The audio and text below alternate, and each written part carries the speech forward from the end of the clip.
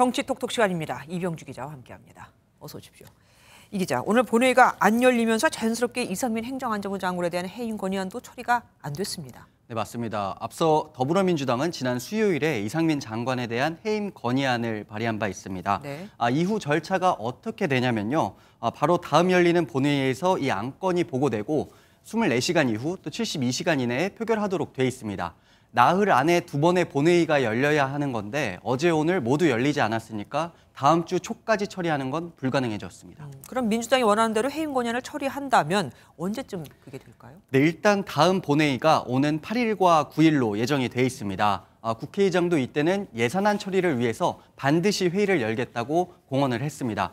그래서 현재로서 이 해임 건의안이 처리될 수 있는 가장 빠른 건 8일 날 오전에 본회의에서 이 보고가 되고 24시간이 지난 후인 9일 본회의에서 표결이 되는 겁니다. 민주당은 반드시 예정된 정기국회 안에 이 장관에 대한 책임을 묻겠다고 강조해 왔습니다. 그래서 말 그대로 건의 수준에 그쳐서 박진 외교부 장관 사례처럼 될 수도 있는 만큼 해임 건의안 대신에 탄핵안을 바로 발의하는 방안도 고민하고 있습니다.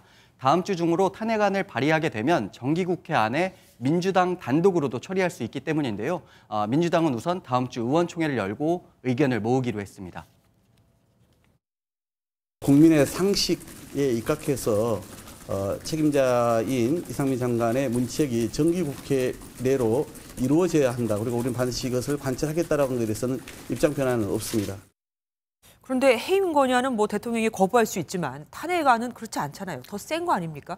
국민의힘이 가만히 있지 않을 텐데요. 네, 맞습니다. 해임 건의안만으로도 사실 국민의힘은 국정조사 보이콧을 거론했었습니다. 이런 가운데 탄핵안을 낸다면 사실 여야 모두가 참여하는 국정조사가 이뤄지기는 상당히 어려울 가능성이 큽니다. 네. 더욱이 예산안도 아직 합의가 된 상태가 아니기 때문에 정기국회 안에 처리하지 못할 수도 있고요. 또 민주당 내부에서도 탄핵안은 너무 나간 거 아니냐 이런 의견도 일부 있어서 강행하기는 쉽지만은 않아 보입니다. 국민의힘은 정치적 책략에 불과하다며 민주당의 이런 움직임에 대한 비판을 이어갔습니다. 민주당이 느닷없이 해임 건의안과 탄핵 소추안의 상정 처리를 들고 나온 것은 국정조사 합의를 고의로 파기하겠다는 뜻으로밖에 해석할 수가 없습니다. 여야는 또 마찬가지로 파업을 두고도 다툼을 이어갔습니다. 그런데 이번에 민주당을 향해서 민주노총 하청이다, 그러니까 지령받은 듯이 움직인다 이런 말까지 나왔다면서요? 네, 맞습니다. 바로 오늘 오전 있었던 국회 국토교통위원회에서 나온 발언입니다. 화물차 안전운임제 일몰제 폐지에 대한 법안 심사에 대해서 여당이 반발하는 과정이었습니다. 민주당이 왜 민노총에 이렇게 하청 집단으로 이렇게 전락하려고 그럽니까? 예? 아니 지금 여당 의원들은 민주당이 예산안도 일방적으로 처리하고 법안도 의사일정 협의 없이 무조건 열고 있다 이렇게 주장을 했습니다. 여당 간사인 김정재 의원도 그래서 앞서 보신 이 같은 발언을 한 뒤에 항의성으로 퇴장을 했습니다. 그리고 방송법을 다루는 곳이죠. 과학방송통신위원회에서도 고성이 오갔습니다. 네, 맞습니다. 공영방송이사회 확대 개편을 골자로 한 방송법 개정안을 두고 여야가 격돌했습니다. 여당은 민주노총 산하 언론노조가 공영방송을 장악할 것이라며 법 개정에 반대해왔고요. 오늘은 이 법안을 처리하는 회의에서도 항의 차원의 퇴장을 했습니다. 국민의힘은 퇴장에 앞서 과방위 위원장인 정청래 의원의 의사 진행을 문제 삼으며 날을 세웠습니다. 회의 진행을 판으로 하니까 계속 항의가 들어가는 거 아니에요? 권성동 의원, 판이라니!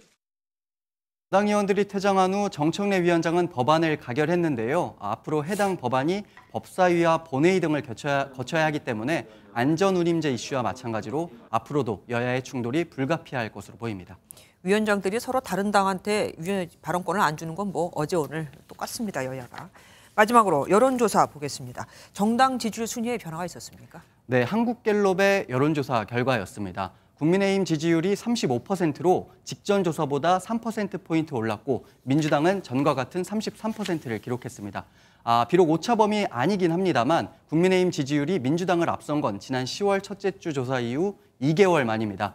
이번 조사에서 또 눈에 띄는 건 한동훈 장관인데요. 장내 정치 지도자 선호도 조사에서 10% 지지율을 얻어서 이재명 민주당 대표에 이어 2위에 올랐습니다.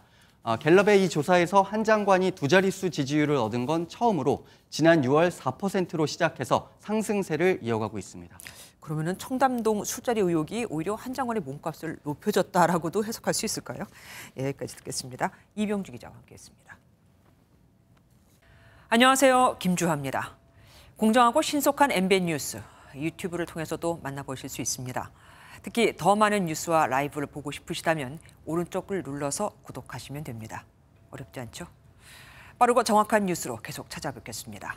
MBN 뉴스를 시청해주신 여러분 고맙습니다.